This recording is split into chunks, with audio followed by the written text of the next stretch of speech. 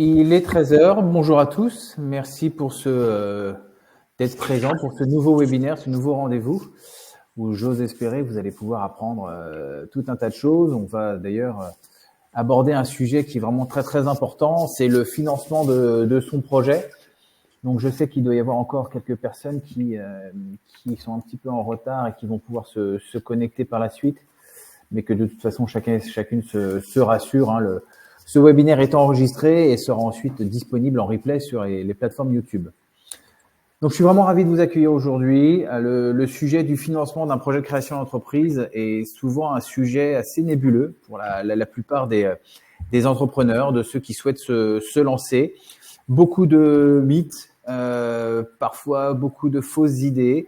On pense que ça peut être facile, on pense que ça peut être compliqué. C'est pas forcément l'un, c'est pas forcément l'autre. Il y a des manières de faire. Il faut être méthodique, il faut être rigoureux, bien évidemment.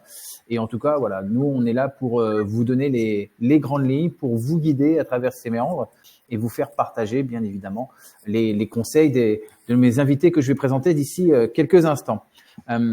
Le financement, c'est un enjeu majeur, je vous l'ai dit, à la fois pour les enseignes, mais également pour les candidats. Pour les enseignes, bien évidemment, il s'agit pour nous, moi je représente une enseigne, Piscine Ibiza, il s'agit pour nous d'évaluer la capacité des candidats à concrétiser leurs ambitions et à pouvoir aller au bout de leurs projets. Pour les entrepreneurs, c'est souvent la clé qui ouvre la porte de leurs rêves, de leurs projets, mais qui parfois peut sembler donc difficile à atteindre et voire même un peu décourageant. Donc durant ces 45 prochaines minutes, nous allons essayer de lever le voile sur les défis que représente le financement en franchise, mais aussi vous présenter les solutions concrètes, les bonnes pratiques, les retours d'expérience issus du terrain pour pouvoir vous permettre de vous faire une idée et de vous familiariser un petit peu plus avec ce domaine-là. Donc l'objectif, c'est de vous donner toutes les cartes pour comprendre comment ça fonctionne et vous permettre de dépasser les idées reçues, il y en a beaucoup, et surtout avancer sereinement dans votre projet. Donc que vous soyez futur franchisé, acteur d'un réseau de franchise ou simplement curieux d'en savoir plus, ce webinaire a été conçu pour vous apporter un maximum d'éclairage à la fois pragmatique et inspirant. Donc n'hésitez pas, préparez l'ensemble de vos questions. Vous avez le chat qui est disponible pour pouvoir les écrire. On essaiera d'y répondre au fur et à mesure. Si c'est pas toujours le cas, de toute façon, on apportera les réponses nécessaires. Et puis bien évidemment, que ce soit moi.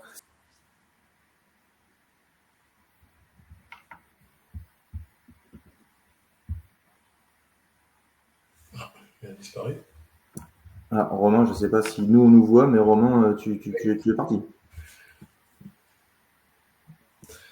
Alors. J'ai été exclu. C'est une catastrophe. Non. Reprenons les choses où on les avait laissées. Donc voilà, préparez bien vos questions. Si vous en avez, n'hésitez pas à les partager dans les commentaires et on se fera fort de pouvoir y répondre. Donc avec moi aujourd'hui, j'ai la chance d'avoir deux invités exceptionnels, un expert en financement professionnel et l'un de nos candidats qui me fait l'amitié de pouvoir participer à cet événement. Je vais commencer par Daniel.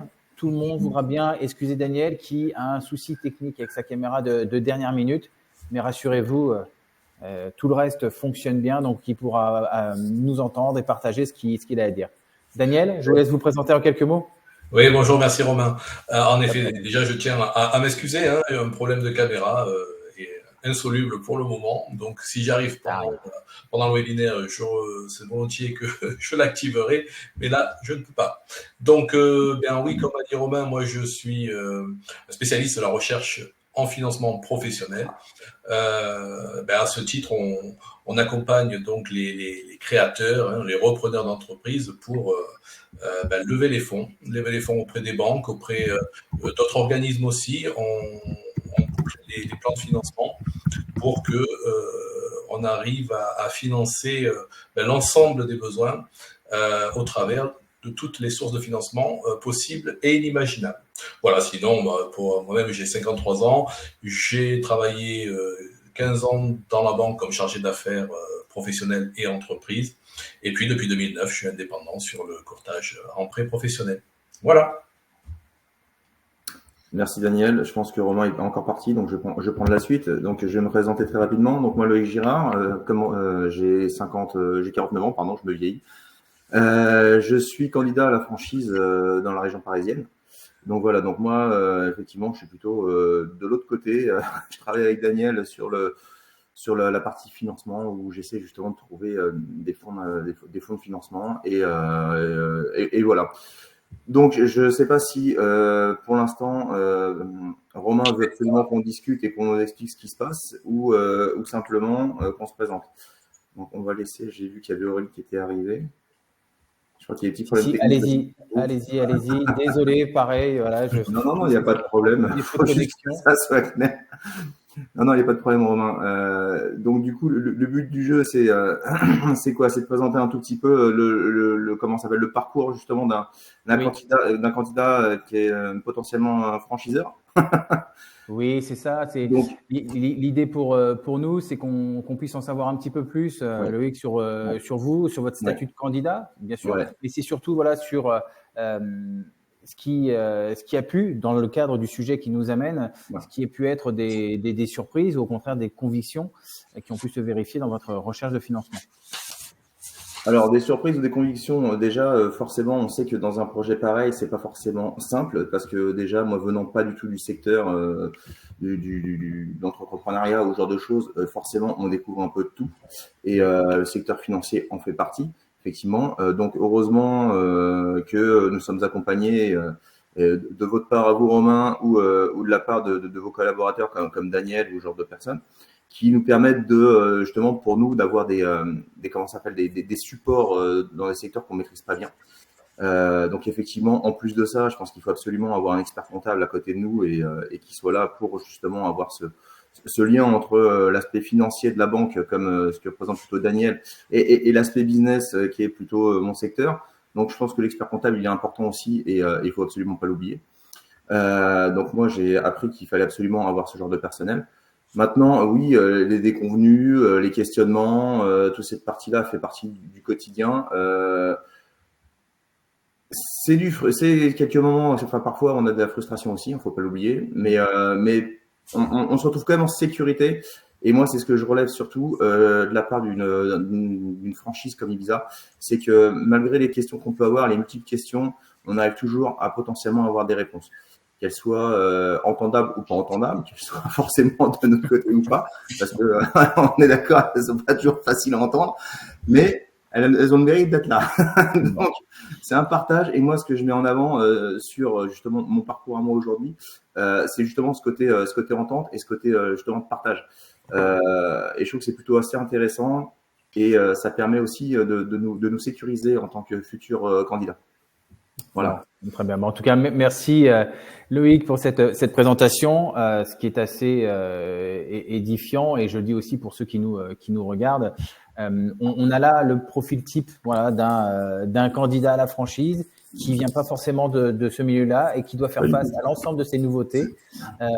Et c'est loin d'être évident. Donc, on va essayer d'être un peu didactique. Si j'avance sur le sommaire, ça va nous permettre de pouvoir aborder différents sujets. Donc, déjà, pourquoi entreprendre en franchise? Donc ça, c'est quelque chose, vous allez voir, qui était très important parce que un entrepreneur qui investit seul ou un entrepreneur qui souhaite se lancer dans une franchise, les enjeux sont pas tout à fait les mêmes. Évidemment, quels sont les besoins qui vont être à financer? On parlera également ensuite de l'évaluation de sa capacité d'emprunt. C'est bien beau d'avoir un projet, mais là, une des premières questions, c'est est-ce que je suis capable de le financer ou d'emprunter pour le financer? Identifier les garanties, ça c'est un point qui est très important qu'on a voulu mettre en avant. Donc déjà, on vous expliquera ce qu'est une garantie, parce que bien souvent, on oublie ce détail-là. Et lorsque le parcours bancaire commence, ça reste un écueil. Qu'est-ce qu'on peut négocier avec les banques? Ça reste des choses, des discussions qui sont mises sur la table. Et donc, il y a des choses que l'on peut négocier, il y a des choses que l'on ne peut pas négocier avec les banquiers. Et on terminera sur une session de questions-réponses. Donc, il ne faudra pas hésiter, bien évidemment, à revenir sur des questions tout à fait opérationnelles que vous pouvez avoir. Je me chargerai d'y répondre autant que faire se peut. Et si ce n'est pas moi, ce sera forcément Daniel, voire même Loïc, qui a pu, à travers sa propre expérience, pourra apporter son éclairage. Je vous propose un premier sondage, si vous le voulez bien, qui nous permet de savoir un petit peu qui vous êtes. Alors, n'hésitez pas à nous dire dans les commentaires si vous avez déjà un projet pour ce en ce moment, voilà, qu'est-ce qui vous motive? Si vous voulez mettre quelques petites précisions, je suis aussi preneur. Si d'aventure vous avez un projet dans la piscine, vous imaginez bien que ça peut m'intéresser. Mais quoi qu'il en soit, voilà, ça nous permet de mieux vous comprendre, de mieux vous connaître et peut-être de mieux orienter les réponses qui seraient plus adaptées à ce que vous souhaitez faire. Allez, on avance. Je vous propose qu'on attaque d'ores et déjà sur le premier thème. Donc, pourquoi entreprendre en franchise? Alors, c'est important, si on peut passer sur le slide suivant, d'expliquer les enjeux qui sont liés, voilà, à un projet entrepreneurial en franchise, qui, comme je vous le disais, ne sont pas tout à fait les mêmes qu'en tant qu'entrepreneur. Moi, je constate malheureusement sur le terrain, encore aujourd'hui, beaucoup trop de méconnaissance de ce qu'est la franchise, de ce qu'apporte la franchise de la part de mes interlocuteurs. Alors, pas seulement les candidats, hein, rassurez-vous, tout n'est pas sur vous, vous ne pouvez pas savoir, mais aussi du microcosme qui tourne autour de la création d'entreprise. Ça peut être dans les banques, ça peut être dans la comptabilité, ça peut être dans l'immobilier, peu importe. Il y a, à mon sens, une vraie méconnaissance de ce qu'est réellement et de ce que doit être réellement un réseau de franchise.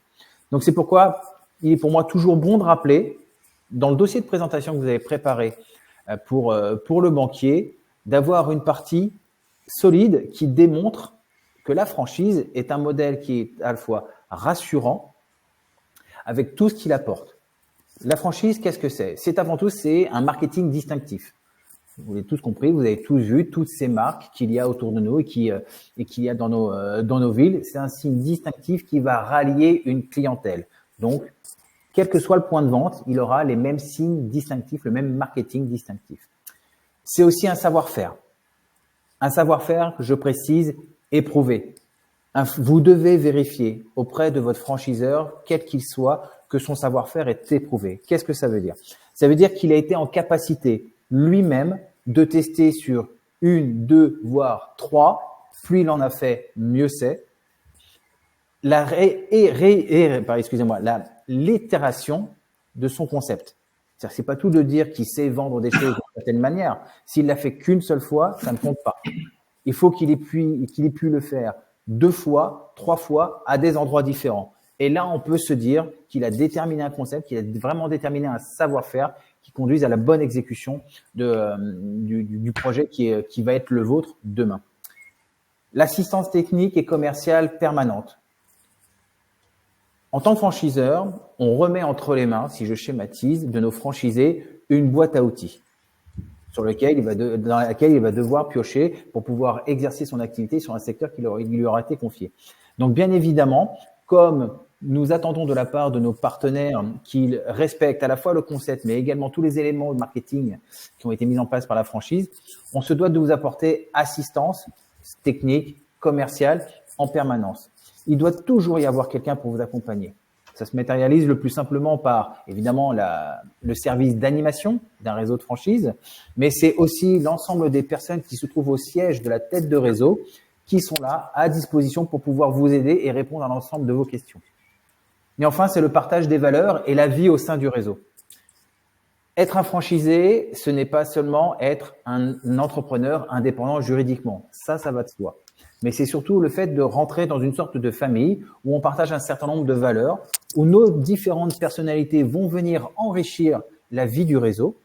C'est participer à des événements, ça peut être des réunions générales, ça peut être des ateliers, ça peut être les fameuses conventions annuelles qui, une fois par an, réunissent tout le monde dans des endroits qui sont souvent plutôt sympas, où on allie la convivialité et le travail.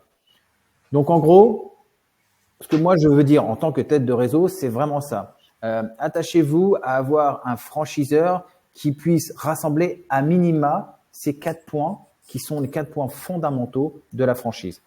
Je ne sais pas si Daniel ou Loïc pourraient nous apporter leur témoignage. Daniel, avec ton expérience, je sais que tu as plusieurs réseaux dans tes clients. Qu'est-ce que tu pourrais dire par rapport à tout ça? En effet, le commerce associé apporte différents avantages. Et pour moi, je n'y vois que des avantages, notamment sur ma partie, pour le financement. Ça nous aide vraiment parce que, pour toutes les raisons que tu as expliquées, à savoir, il y a déjà un retour d'expérience. On a un modèle économique qui a été éprouvé, qui est duplicable, qui est reproductible dans différents lieux. Et tout ça, c'est en général un entrepreneur individuel va devoir passer par toutes ces étapes avant de valider son concept. Alors que là, le commerce associé permet de bénéficier d'un concept déjà éprouvé et rentable. Et puis, donc pour la banque, bien évidemment, le risque s'en trouve largement amoindri puisque le créateur va bénéficier à la fois de tous les supports et les formations de l'enseigne, de la notoriété aussi de la marque. Donc forcément les clés du succès elles sont en général là, et on peut aussi le vérifier. Il est certain que tous les réseaux ne se valent pas.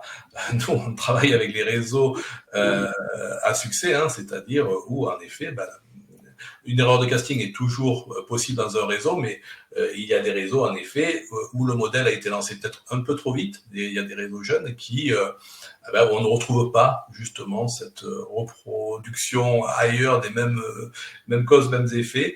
Et du coup, il est certain que ces réseaux-là ont besoin de se structurer, de revérifier leur concept avant de pouvoir le franchiser.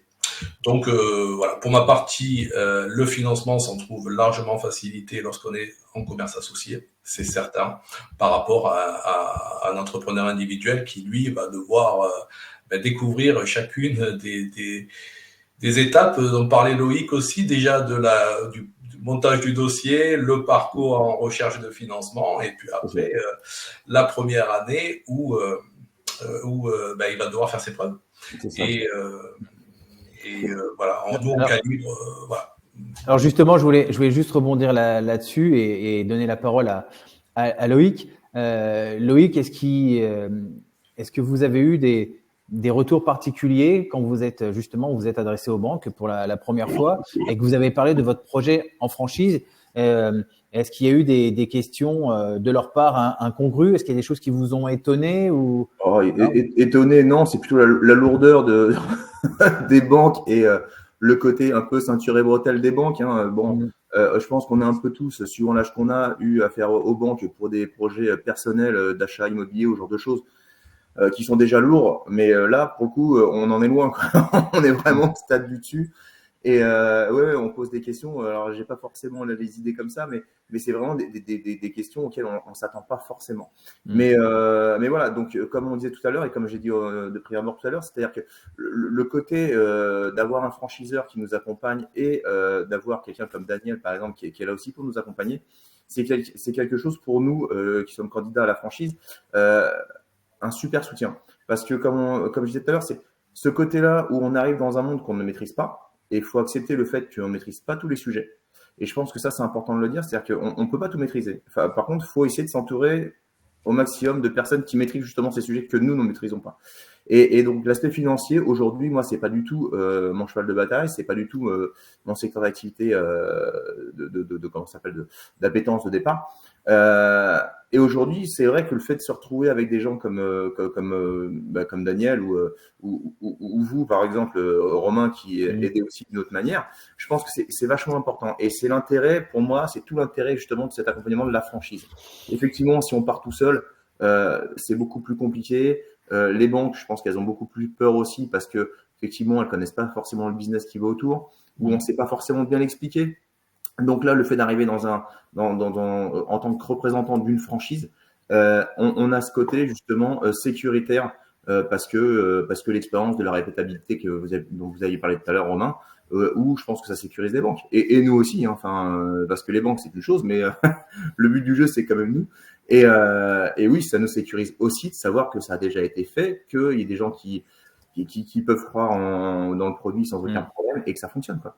Bon, je profite de cette magnifique transition, de cette passe décisive et d'avancer sur la slide suivante où effectivement, ça me permet d'aborder le fait que cette prise de parole intervient dans un contexte économique bousculé, ça aura échappé à personne. Alors même si j'imagine que d'ici quelques temps, lorsque ce webinaire sera vu par quelqu'un dans quelques mois, peut-être que la situation aura changé, mais quoi qu'il en soit, à l'instant T, plein de questions, se posent, un certain nombre d'incertitudes, qu'elles soient économiques, qu'elles soient politiques, peu importe. On constate que ça participe à l'effritement du niveau de confiance des Français et notamment des entrepreneurs.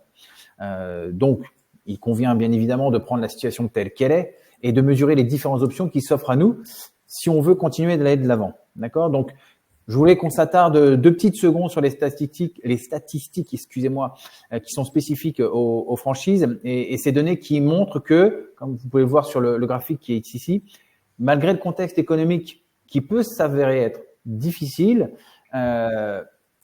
marqué par un accès au financement qui devient un petit peu plus compliqué. On voit que les financements ont été réduits par rapport à 2023, l'an dernier. Et ben globalement, quand vous regardez les courbes que vous avez là sur le tableau sur la droite, on voit que d'un point de vue global, que ce soit à travers le monde ou même en France, les gens sont plutôt confiants, voilà, sur le développement de leurs entreprises, le développement de leur chiffre d'affaires lorsqu'ils sont en franchise. C'est une étude qui a été réalisée auprès de Réseau. Et ça démontre une chose, c'est cette puissance qui existe à la fois entre les entrepreneurs eux-mêmes et leur capacité à faire, et les réseaux et leur capacité à accompagner leurs partenaires.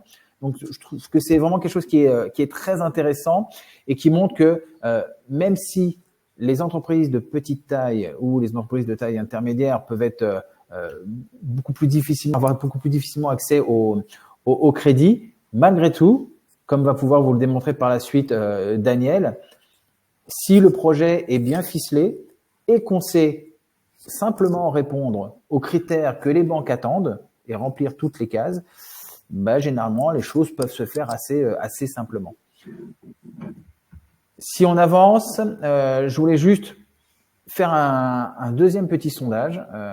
J'aurais voulu avoir votre avis sur ces points-là. Donc, aujourd'hui, quel est votre principal objectif en participant à ce webinaire?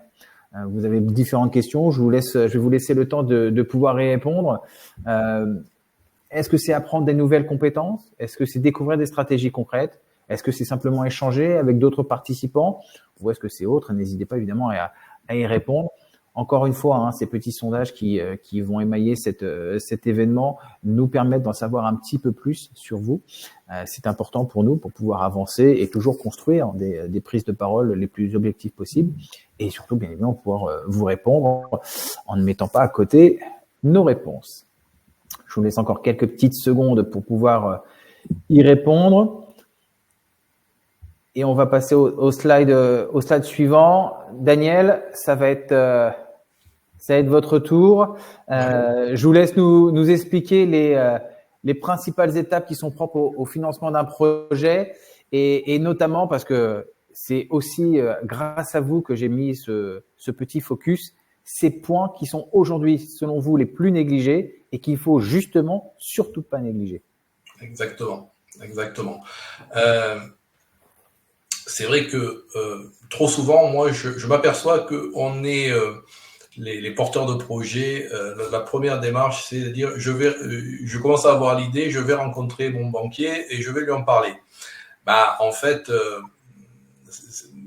d'expérience, je sais que c'est pas comme ça qu'il faut faire, puisque un banquier a toujours besoin, et Loïc en parlait tout à l'heure, d'être rassuré. Il a toujours des doutes, c'est normal, parce qu'ils nous le disent moi au quotidien. Mon métier, ce n'est pas de prendre du risque, c'est d'accompagner des projets auxquels on croit. Et ils ont des statistiques, ils ont des retours d'expérience sur des secteurs d'activité, et ils n'ont pas vocation à prendre 100% de risque. Ça, c'est le rôle des capital risqueurs, des business angels, mais c'est pas le rôle du banquier.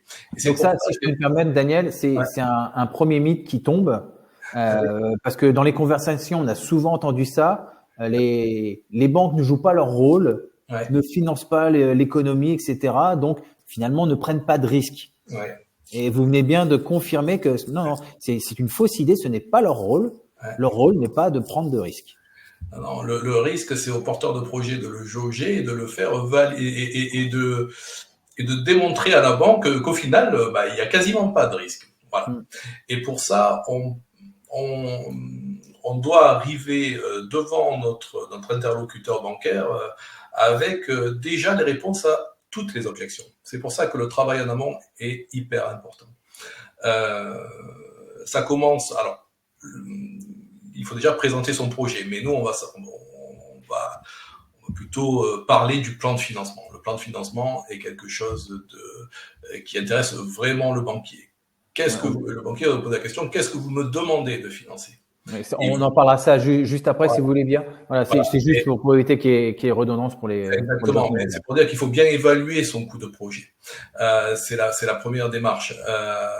Il ne faut rien oublier. Et souvent, il y a des postes qu'on oublie. Et nous, on est là justement avec l'expert comptable en collaboration pour élaborer des plans de financement qui évaluent globalement le coût du projet sans rien oublier. Le pire, c'est d'oublier des postes de financement, et lorsqu'on arrive à l'accord de prêt, on dit ah mais oui, mais au fait il manque 10 000 euros. Non, ça c'est pas possible.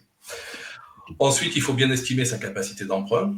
Donc ça c'est qui dit emprunt dit remboursement. Remboursement, lorsqu'on cumule sur une année les 12 échéances, il faut qu'on ait la capacité à les rembourser. On peut pas arriver, comme je dis, il faut entre guillemets les mains dans les poches. Donc, en effet, il faut jauger son apport personnel et qu'il soit cohérent. On verra tout à l'heure comment jauger de la cohérence d'un apport personnel. Et ensuite, il faut porter les garanties aussi, parce qu'une banque va demander, en effet, Loïc, des garanties et beaucoup de garanties. Et il faut savoir au préalable quelle est la teneur de ces garanties. Voilà. Et ça, c'est aussi un point qu'on développera.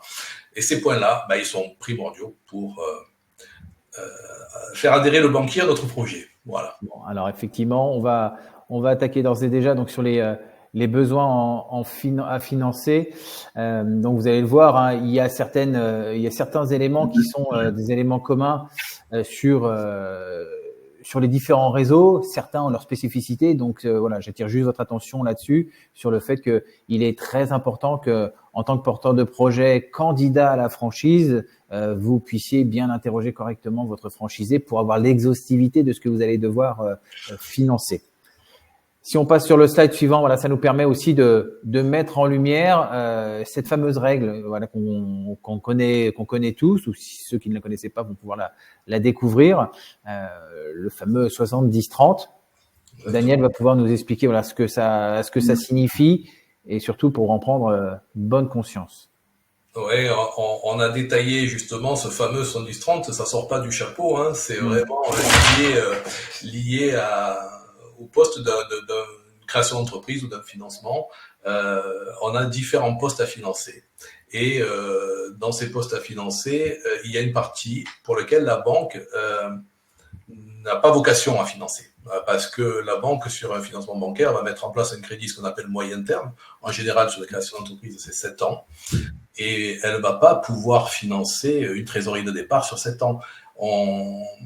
Voilà, il faut qu'il y ait une cohérence entre la durée du financement et l'amortissement du bien qu'on finance, l'investissement qu'on finance.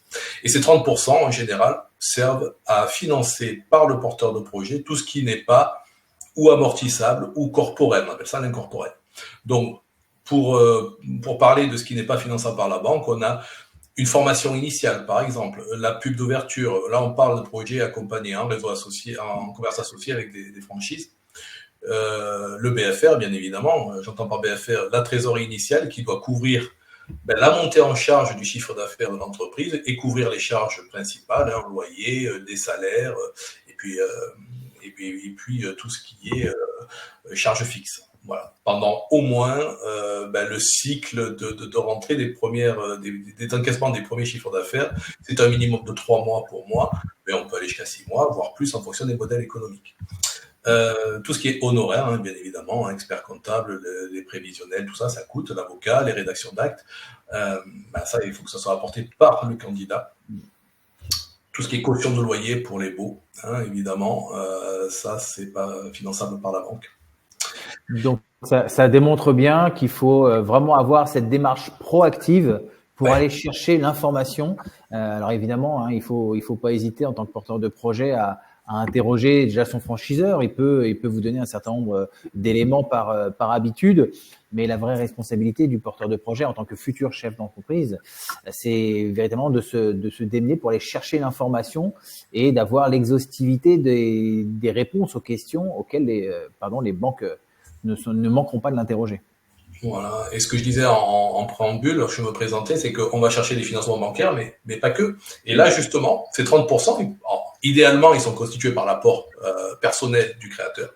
Mais si, pour une raison XY, on n'arrive pas à couvrir à 100%, enfin à 30% de ces besoins-là, Nous, on va orienter aussi, et la franchise aussi, tout ce qui est réseau initiative pour les prêts d'honneur, sont des prêts à 0% qui sont octroyés aux créateurs d'entreprises. On peut s'inscrire dans des dispositifs de subvention pour certains investissements spécifiques. Il y a la Love Money, bien évidemment, la famille veut aider le créateur. Et nous avons aussi des plateformes de financement participatif aujourd'hui qui sont à même d'apporter, uniquement pour le commerce associé, pour les franchises, pas pour les indépendants, mais une partie des fonds qu'on demande initialement. Voilà. Alors, je fais juste une petite aparté concernant la Love Money. Il est important que les candidats fassent bien la distinction lorsque l'on emprunte de l'argent à un membre de sa famille, à un ami ou quoi que ce soit. Il faut bien que ce soit un don et non pas un prêt. Si c'est un prêt, la banque va le considérer comme tel et donc ça ne rentrera pas dans l'apport. Exactement. Donc ça paraît un don familial. Voilà, un don familial. Et souvent, la banque, il faut le savoir, elle demande le récépissé fiscal du don. Donc, c'est pas juste un bout de papier. Le récépissé fiscal est demandé. Voilà. Si on peut illustrer, si tu voulez bien, Daniel, en passant sur la slide suivante, je prends l'exemple d'un projet piscine Ibiza. Ça donne peut-être des choses un petit peu plus concrètes pour les gens, pour qu'ils puissent mieux comprendre de quoi on parle sur les choses qui sont à financer. Voilà. Donc, par exemple, chez Piscine Ibiza, vous avez le contrat de réservation de zone. C'est ce contrat qui vous permet de protéger une zone pendant que vous êtes en train de montrer votre projet et de vous garantir les droits d'entrée, la formation initiale, comme le disait Daniel, la publicité à l'ouverture, c'est quelque chose qu'il ne faut pas négliger aussi. Ça fait partie d'une somme qu'il faut initialement mettre en place et avoir de disponible. Et ça, c'est dans n'importe quel réseau, n'importe quel secteur d'activité.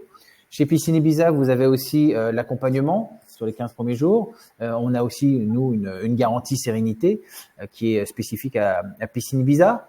À côté de ça, vous avez le local. Il va falloir financer le local, il va falloir financer ses travaux, il faut financer du matériel, il faut financer votre stock.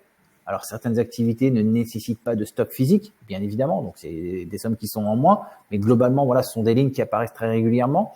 Le coût de la création de l'entreprise, comme le disait tout à l'heure Daniel, et évidemment votre BFR. Donc c'est ce qu'il expliquait tout à l'heure, c'est ce besoin, c'est cette somme qui va vous permettre de faire face aux premières semaines, aux premiers mois, avant d'avoir un chiffre d'affaires suffisant pour pouvoir, entre guillemets, auto-financer vos besoins. Alors, si je peux me permettre, le stock, en effet, est un poste important. Alors, moi, je différencie différents stocks. Ici, dans le cadre de Piscine Ibiza, il s'agit plutôt de la constitution du showroom. Donc, oui, c'est ça. C'est un stock qu'on peut considérer comme immobilisé. Donc, on peut le financer. Par contre, pour une supérette, par exemple, le stock initial, ça, la banque ne le financera pas. En général, il faut que ce soit ou de l'apport ou alors financé autrement par le fournisseur, justement, avec un étalement de paiement pour le premier stock. Voilà, c'est juste Mais c'est important de le préciser, effectivement, de bien comprendre la nature. Donc, n'hésitez pas à interroger vos partenaires, votre comptable, par exemple, ou votre partenaire si d'aventure, un jour, vous travaillez avec Daniel pour faire la bonne distinction. Encore une fois, plus votre dossier sera précis et plus les choses seront faites de manière précise et plus la lisibilité de votre dossier sera appréciée par le banquier et ça facilitera les choses dans son analyse. Un nouveau petit sondage, comme je vous l'ai dit, j'ai voulu vous émailler cette intervention par quelques sondages pour en savoir un petit peu plus. Donc là, par rapport à ce que l'on vient de se dire, ça met des choses un peu en perspective par rapport à ce que vous vivez aujourd'hui, les uns et les autres. Donc pour vous, quel est le principal défi auquel vous faites face concernant ce sujet du financement et de cette relation avec les banques? Est-ce que c'est un manque de temps pour l'appliquer? Est-ce que c'est des difficultés à trouver les bonnes ressources pour financer votre projet? Est-ce que votre problème, c'est plus un manque d'expérience ou de connaissances ou peut-être un autre sujet? Surtout, n'hésitez pas. On vous laisse quelques secondes pour pouvoir répondre à ces questions et ensuite, on passera à un sujet ô combien important, c'est bien évaluer sa capacité d'emprunt. Donc, si on passe sur les slides suivants, on considère qu'il y a 8 points, voilà, qui vont être scrutés à la loupe, et c'est pas un 20 mots, par votre banquier. Daniel, peut-être, je te laisse. En effet, nous, quand on démarre les entretiens, on prépare toujours nos porteurs de projet à se présenter en 3 minutes, hein, pas plus. Hein, il faut que ce soit rapide. Mais dans ces 3 minutes, les mots sont importants et notamment ce qui va se dégager aussi de cette présentation. Tout ça, ça se prépare parce que en effet, il faut embarquer l'interlocuteur avec nous. Donc, il faut maîtriser son sujet. Donc la personnalité en effet est un point important. Voilà, il faut bien sûr avoir un sens commercial. Hein. Tout commerce, toute entreprise nécessite un esprit commercial. Donc si on l'a pas soi-même, il faut dire aussi comment on le recrute et expliquer comment on met en force ce sens commercial, quoi. Il faut savoir bien expliquer le réseau avec lequel on s'associe. Hein. La franchise, il faut bien connaître les tenants et les aboutissants et convaincre le banquier de dire que le réseau de franchise l'a choisi, mais qu'au préalable, c'est lui qui a choisi le réseau de franchise et qu'il le connaît parfaitement parce qu'il a mis en concurrence avec d'autres et qu'il a choisi ce réseau-là pour telle et telle raison. Ça, c'est hyper important de bien présenter le contexte de la franchise. Il faut dire aussi que, lui, c'est un indépendant. Il s'associe avec une franchise. C'est pas la franchise qui va tout faire. Lui aussi a ses obligations. Et puis, la franchise aussi ne peut pas, par exemple, il faut qu'il y ait une indépendance entre le franchisé et le franchiseur. C'est pas le franchiseur qui va apporter le prévisionnel. Il peut pas être jugé par. Hein, donc, il faut toujours que ce soit un expert comptable différent qui fasse le prévisionnel, tout comme pour l'accompagnement bancaire, le réseau de franchise ne peut pas, il doit s'associer avec des professionnels du secteur. Il faut un homme de l'art pour chacune des matières qu'on travaille. J'ai coutume de dire que en tant que franchiseur, notre rôle, c'est de vous donner le canevas à partir duquel vous allez pouvoir construire votre propre prévisionnel. Je n'ai pas évidemment de précision d'où viennent les différentes personnes qui participent à ce webinaire, mais il y a évidemment des différences qui parfois peuvent être notables d'une région à une autre sur les différentes charges. L'exemple le plus criant, et je crois que Loïc ne me fera pas mentir, c'est le loyer du local. Loïc, il est en région parisienne. Il fait partie des chanceux, voilà, où les loyers sont très élevés pour des surfaces qu'on trouverait infiniment moins élevées, équivalentes dans d'autres régions de France. Ah oui, c'est un gros budget, oui, effectivement. Ouais. Loïc, est-ce que justement vous voulez partager le fait que vous avez dû adapter véritablement votre prévisionnel par rapport à celui qu'on vous avait remis? Ah bah effectivement, moi le prévisionnel qui m'a été remis au tout départ, alors on sait pertinemment c'est un prévisionnel qui est fait sur la moyenne de la France, hein, donc bon après on a cette information là. Quand on est parisien, on a cet avantage comme vous le disiez en rigolant et c'est vrai. Enfin je pense plutôt c'est plutôt un inconvénient, mais d'avoir des loyers qui sont loin d'être à négliger. Effectivement, je m'en suis rendu compte d'autant plus justement en cherchant un local qui arrive, pardon, et du coup on s'aperçoit que c'est une vraie ligne dans nos budgets et qu'il faut absolument pas négliger, quoi. Et effectivement, on est à hauteur de 20-30% facile par rapport à ce que fait, par rapport à la moyenne nationale, quoi. Donc, c'est pas à prendre à la légère. Après, il faut le répercuter sur d'autres éléments, mais bon, effectivement, c'est un travail à faire avec son expert comptable, vérifier avec tout le monde, savoir si c'est faisable, jusqu'où on peut aller. Enfin bon, c'est des sujets qu'il ne faut absolument pas mettre de côté, quoi. Donc, vous voyez, c'est tout ce que vient de dire Loïc. Ça construit pas à pas l'image que l'on va renvoyer à un banquier dans sa parfaite maîtrise du sujet. Le reste, c'est du technique, mais la perception, donc votre personnalité, votre futur statut de chef d'entreprise va être évalué par ces petits détails-là, par votre banquier.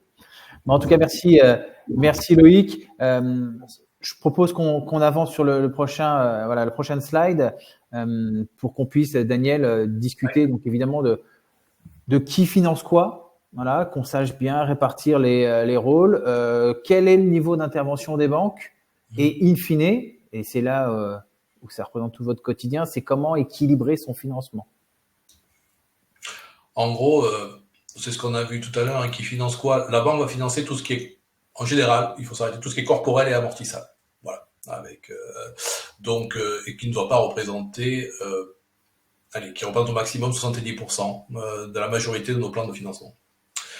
Ensuite, le niveau d'intervention de la banque, Bah, ça va s'inscrire aussi, pareil, la règle de 70-30, mais par exemple, ça peut être moins si on a des activités qui ont une très forte inertie au départ. Si on a 8 mois, 9 mois avant à développer du commercial, et les premiers encaissements ont lieu 8 à 9 mois après, ben, il est certain que la banque ne pourra jamais financer le niveau de trésorerie nécessaire. Donc là, son intervention va plutôt se limiter à 50%. 1 euro prêté, 1 euro apporté dans ce cadre de figure-là pour diminuer le risque, parce qu'il reste une notion de risque. Alors, est-ce qu'à l'inverse, juste, je fais une petite parenthèse, est-ce qu'à l'inverse, une banque peut accepter que l'on apporte moins de 30% d'apport? Et si oui, dans quelles conditions? Oui, si il y a des secteurs d'activité, alors, typiquement, McDo vous choisit pour ouvrir un McDo, vous avez 10% d'apport, la banque financera. D'accord. Pourquoi? Parce qu'il n'y a pas de casse au niveau des, je sais pas combien de McDo en France, et donc du coup, les McDo, ça se finance. La banque, à partir du moment où McDo a vérifié votre capacité en tenir un, bah ouais, voilà. Donc là, mais c'est très anecdotique. Normalement, pas plus de 70%, c'est ce qu'il faut retenir sur un niveau d'intervention de la banque. Voilà. Donc, mais ce que vous dites, parce qu'on pourrait l'interpréter de cette manière-là, le 70-30, ça ne vient pas préjuger de la qualité du modèle économique. Non, pas du tout, pas du tout. Le 70-30, c'est la moyenne. Après, chaque modèle, justement, les réseaux de franchise. Moi, j'ai des réseaux où 20% d'apport me suffisent. Par exemple, j'en ai d'autres où, dans la restauration, par exemple, aujourd'hui, je peux être entre 30 et 40%. Parce que c'est un secteur d'activité qui est en risque depuis quelques mois, taux de défaillance qui augmente. Donc, les banques deviennent de plus en plus prudentes et du coup, demandent à diminuer leur quantité d'intervention. Voilà. Bon, d'accord. Et donc, équilibrer son financement, qu'est-ce que ça signifie? Équilibrer son financement, c'est avoir. Alors, pour moi, je raisonne toujours sur un projet par rapport à un prévisionnel. Un financement ne doit pas, on ne doit pas consacrer plus de 50% de sa capacité bénéficiaire de première année au remboursement d'un prêt. Voilà. Donc, équilibrer son financement, c'est par rapport à nos prévisions de rentabilité, puisque le capital d'un prêt s'amortit sur ce qu'on appelle le résultat, en fait. On déduit de son compte de résultat les intérêts. Le capital est amorti sur le bénéfice. En général, la règle, c'est pas plus de 50% du bénéfice affecté au remboursement du prêt. Et c'est comme ça, en raisonnant à l'envers, qu'on équilibre un financement. Voilà. Donc, ce que je comprends bien et ce que je voudrais que tout le monde comprenne derrière son écran, c'est que même si tout ça, parfois, ça peut vous sembler un petit peu nébuleux, dites-vous une chose, c'est un mal nécessaire. Donc, surtout, n'hésitez pas, vous n'êtes pas tout seul. Vous avez des professionnels comme Daniel ou d'autres de ses confrères qui sont vraiment là pour vous aider, vous accompagner, à y voir un petit peu plus clair.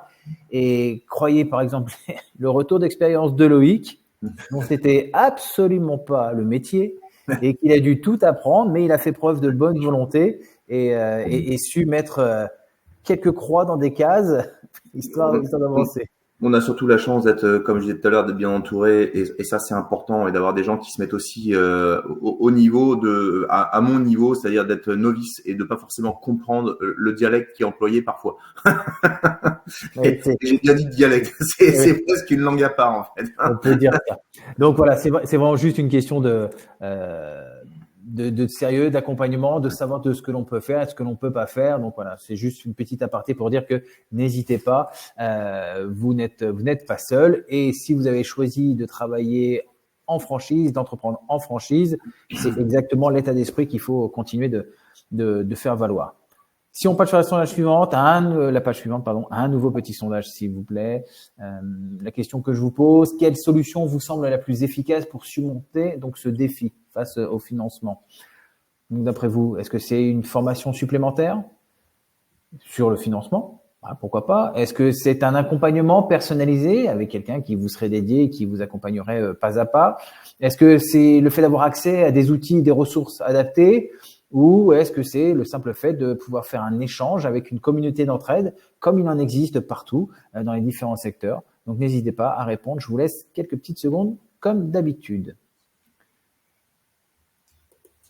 On va passer ensuite à un élément qui est très important. Alors là aussi, c'est une partie que Daniel m'a demandé de mettre en avant parce il s'aperçoit très régulièrement avec les dossiers qu'il a à traiter tous les jours que les garanties bancaires sont souvent mises de côté. Et bien souvent même, quand les banques posent la question au candidat, le candidat ne sait même pas de quoi on parle.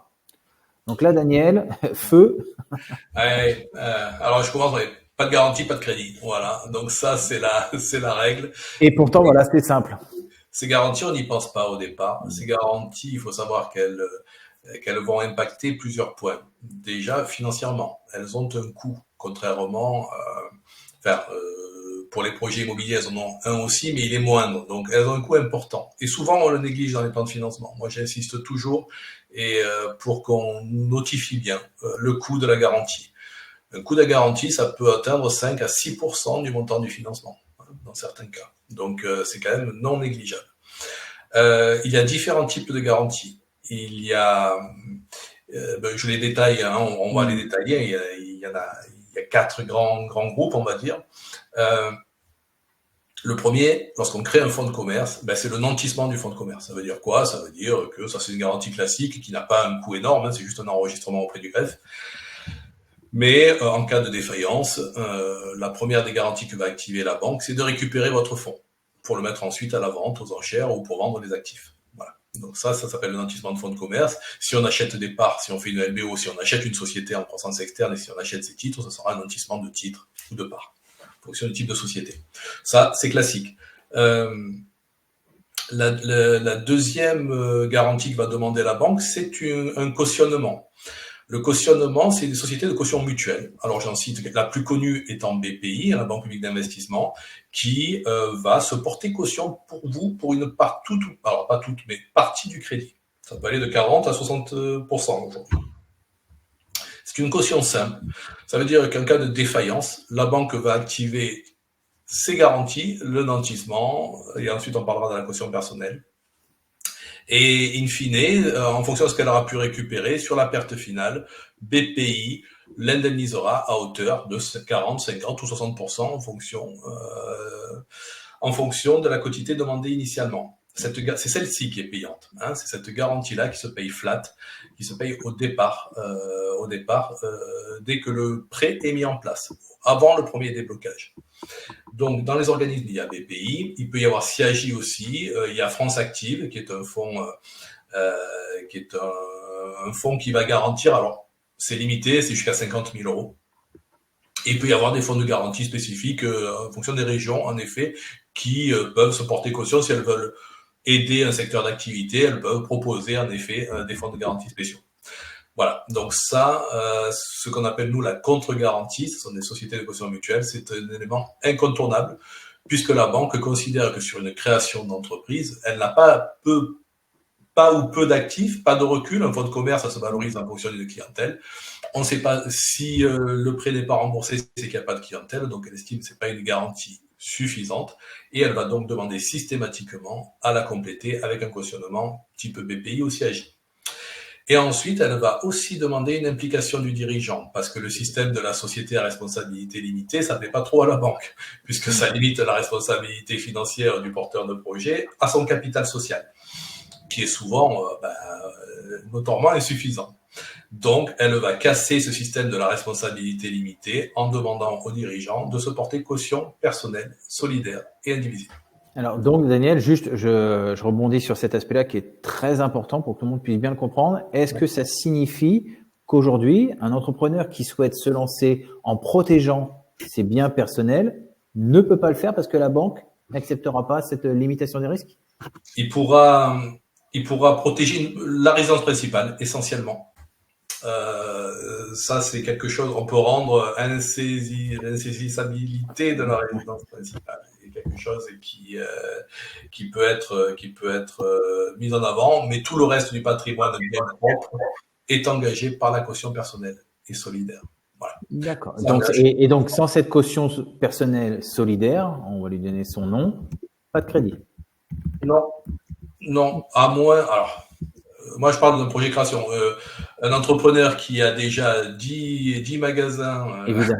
Voilà. Alors, pour le coup, je dois avouer que le public qui nous regarde, dans la très très grande majorité d'entre eux, seront des primos dans l'entrepreneuriat, ou pour le moins, je suppose qu'on passe ces patrimoines-là.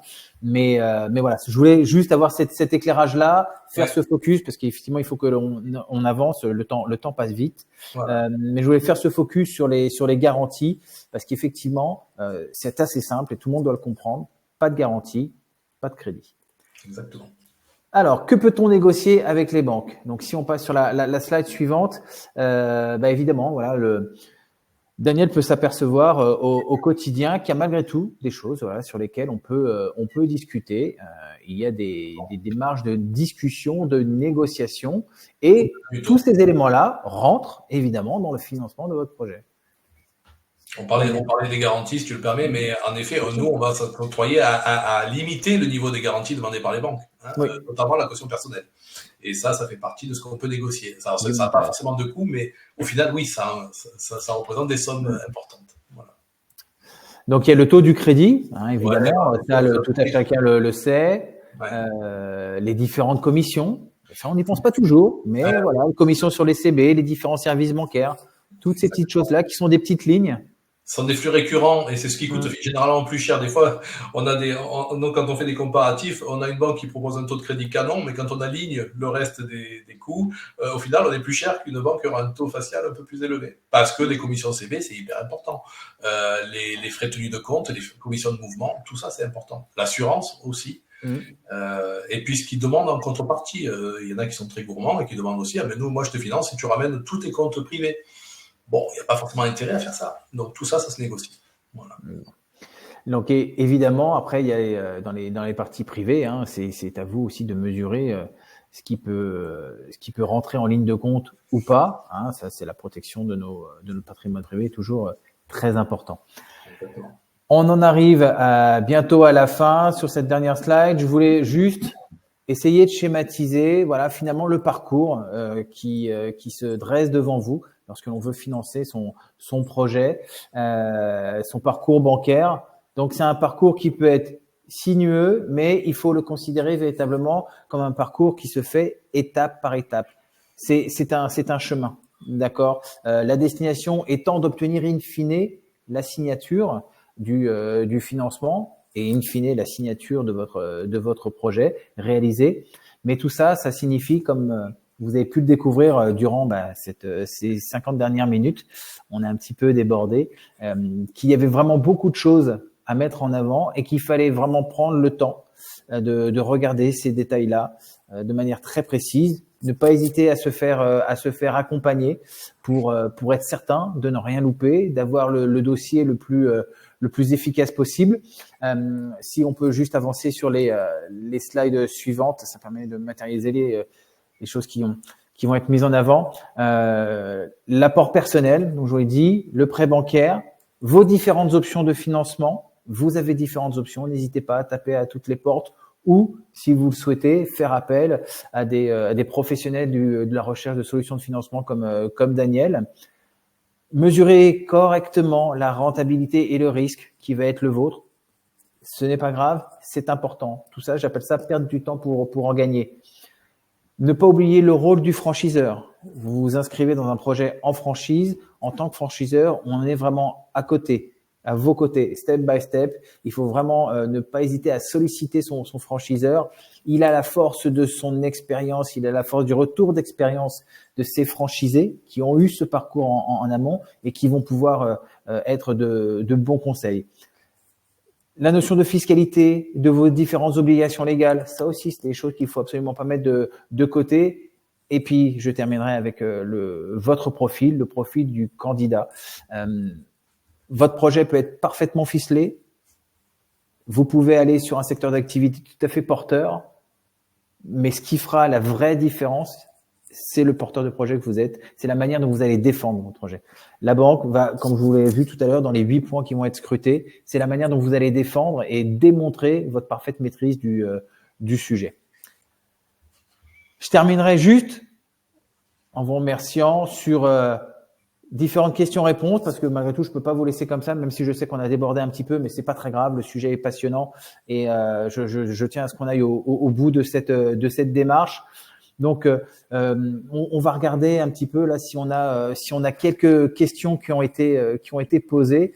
Et je vois qu'effectivement, il y a quelques petites questions. Excusez-moi, je suis en train de le lire. Elles sont très opérationnelles et ça fait plutôt plaisir. Effectivement, c'est un sujet passionnant. Alors, j'en prends juste quelques-unes comme ça. Vous me pardonnez si je réponds pas à tout le monde, mais je vais essayer de faire au mieux. Donc, il y avait une question qui était sur l'apport personnel. Quel est le montant minimum d'apport personnel nécessaire pour financer une franchise?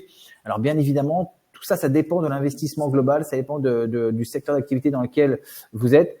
Mais globalement, comme on l'a expliqué tout à l'heure, la grande règle, c'est d'avoir à minima 30% du montant global à financer. Un autre conseil, quel conseil pour constituer un apport personnel rapidement? Alors le petit rapidement, ça peut être plus ou moins rapide, hein, la constitution d'un apport personnel.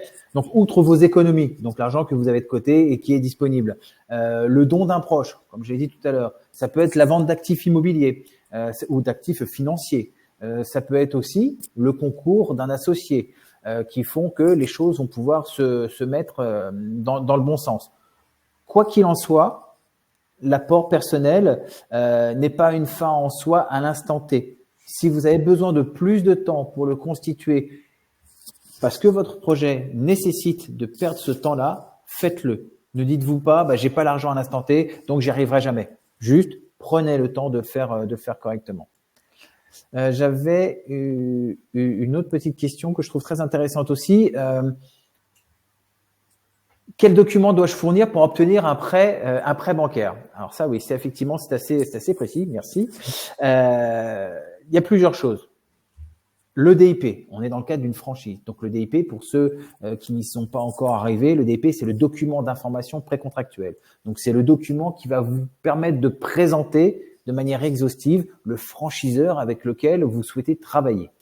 Bien évidemment, votre CV, le banquier doit savoir qui vous êtes, ce que vous avez fait, et si vous êtes en adéquation par rapport à ce que vous voulez faire. Le fameux dossier financier complet dont on vient de parler, avec tous les éléments qui vous ont été exposés par Daniel, et bien évidemment un bail ou une promesse de bail, parce que votre activité, même si parfois c'est pas le cas, mais dans la très grande majorité des cas, il va devoir s'exercer quelque part, et pour ça il faut présenter un bail ou une promesse de bail. Il y a sans doute tout un tas d'autres documents. Principalement, si je peux me permettre, les projets de statut aussi de la société. Et les projets de statut, bien évidemment. Bon, encore alors, pardonnez-moi, j'ai vraiment merci parce qu'on a reçu beaucoup de questions. Je vais pas pouvoir répondre à tout le monde. Il est déjà bientôt 14 heures. J'ai très largement dépassé le temps qui m'était imparti pour vous faire cette présentation. Donc, j'en termine avec cette dernière slide pour vous remercier, vous dire que s'il y a quoi que ce soit, vous n'hésitez pas à poser des questions. Vous avez toutes les coordonnées ici de Daniel, qui est notre expert en financement de pré-pro. Si vous avez des questions par rapport à la franchise Piscine Ibiza, vous avez mes coordonnées. Vous pouvez même flasher le QR code qui est présent devant vous, qui vous permettra d'aller directement sur notre page. J'en profite également pour remercier Loïc de sa disponibilité, d'avoir pris ce temps de partager son expérience, son parcours qui n'est pas encore terminé, mais il y a passé ces derniers mois de manière intense, absolument. Il nous reste plein de choses et plein de défis à relever, mais en tout cas voilà, vous êtes dans une démarche qui est passionnante et qui vaut vraiment le coup d'être suivi, mais d'être suivi avec méthode, et ce sera le mot de la fin. Merci beaucoup. Je vous dis à très bientôt et vous retrouverez très prochainement ce webinaire en replay sur la plateforme YouTube. À très vite. Merci. Au revoir.